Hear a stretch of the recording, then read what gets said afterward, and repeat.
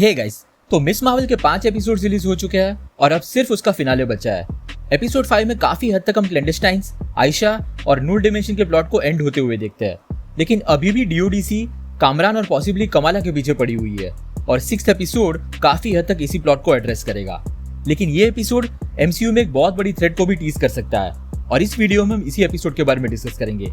शुरू करने से पहले पोटेंशियल स्पॉइलर वार्निंग रहेगी एपिसोड 6 को लेके, और अगर आप इस चैनल पर नए हो तो सब्सक्राइब जरूर कर लेना सो दैट आपको हमारे लेटेस्ट वीडियोस की अपडेट्स रेगुलरली मिल सके। So without wasting any further time, let's get started.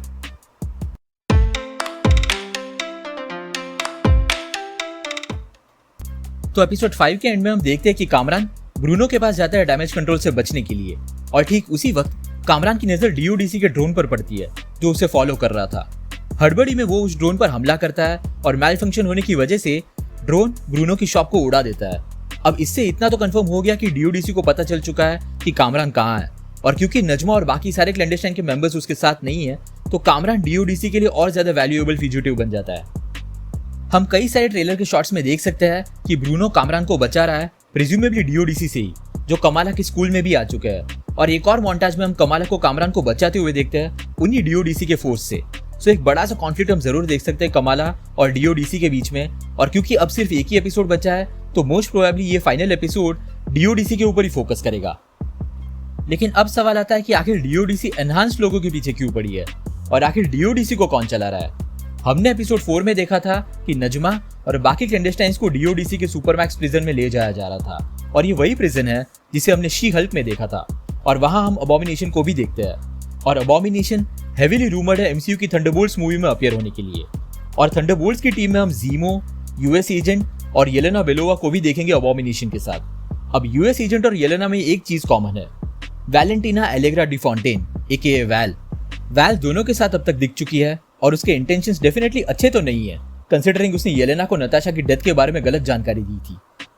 तो हो सकता है कि डीओडीसी को फिलहाल वैल और थंडरबोल्ट रॉस चला रहे हो।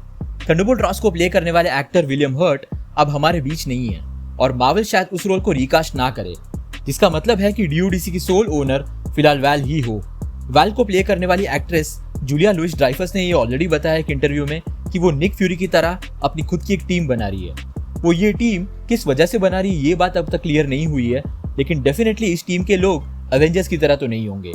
लेकिन थंडरबोल्ट्स की टीम में कई लोग सुपर ह्यूमन स्ट्रेंथ रखते हैं, और इस टीम में किसी क्लैंडस्टाइन का होना डेफिनेटली एक वैल्यू एडिशन ही होगा।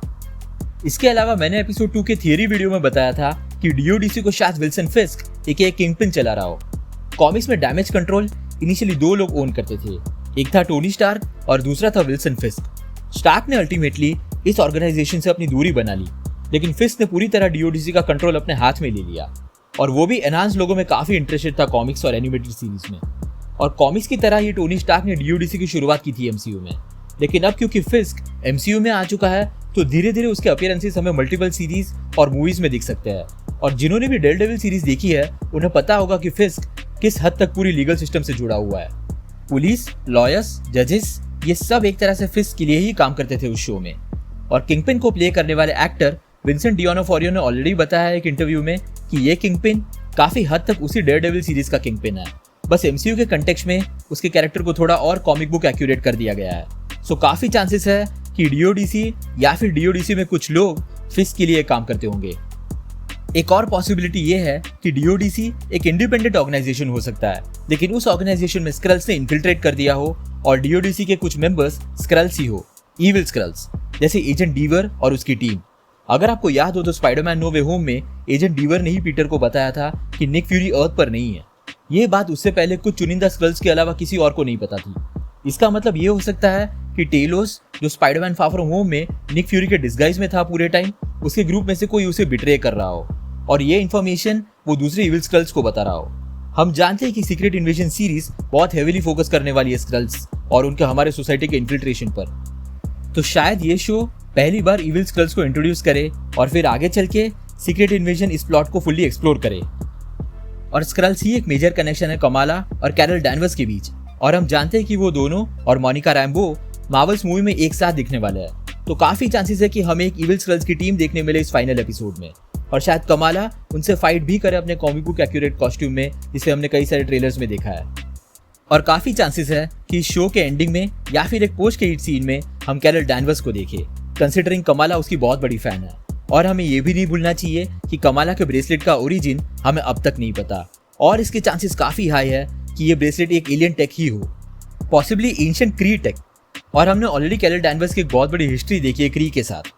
और ये ब्रेसलेट 10 रिंग्स की एक साइड पर मिला था आयशा को, और 10 रिंग्स का खुद का भी ओरिजिन अब तक अनक्लियर है, जिसे कैरल और बाकी एवेंजर्स इन्वेस्टिगेट कर रहे हैं। सो कमाला और कैरल डैनवर्स के बीच कई सारे कॉमन कनेक्शंस ऑलरेडी एस्टैब्लिश हो चुके हैं।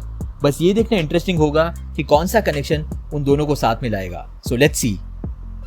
आपके क्या थॉट्स है इस थियरी को लेकर, और आपके हिसाब से डीओडीसी कौन चला रहा है?